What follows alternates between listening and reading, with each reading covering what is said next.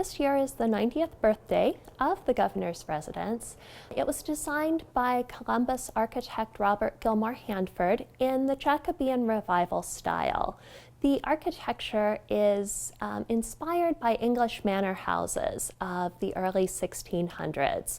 So the dark oak paneling, the leaded glass windows, the decorative ceilings, all very typical of the Jacobean Revival style. This is the living room. It's used as a type of central gathering place when the governor has meetings. Governor Kasich and his family chose to remain in their home nearby, so they don't actually live here, but the house is used a lot. Right now we're in the governor's study. This room has historically been a favorite room of the governor's. If you look around the room, you'll see photos of some of the famous people who have visited over the years. John F. Kennedy was here. George W. Bush was here when he was campaigning. The Reverend Dr. Martin Luther King visited the residence in 1962.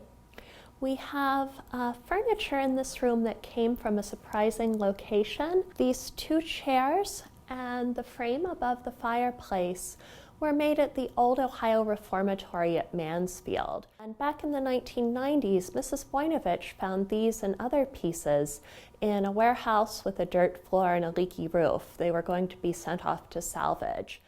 Right now we're in the garden room. This part of the house that we're in right now was added by the last private owner in 1936. This room was originally part of the back porch, and it was a screened-in porch for many years, but it was enclosed in the 1960s to provide more room for entertaining. And this room serves a lot of different functions. Right now we don't have a lot of furniture in here, but we bring furniture in depending on what the occasion calls for.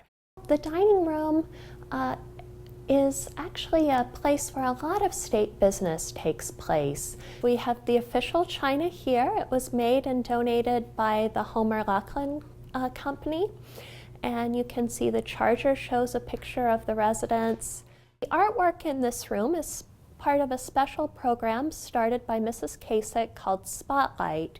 We highlight the work of a different Ohio artist each quarter. Mrs. Kasich's office is located here at the residence, and her staff is here as well.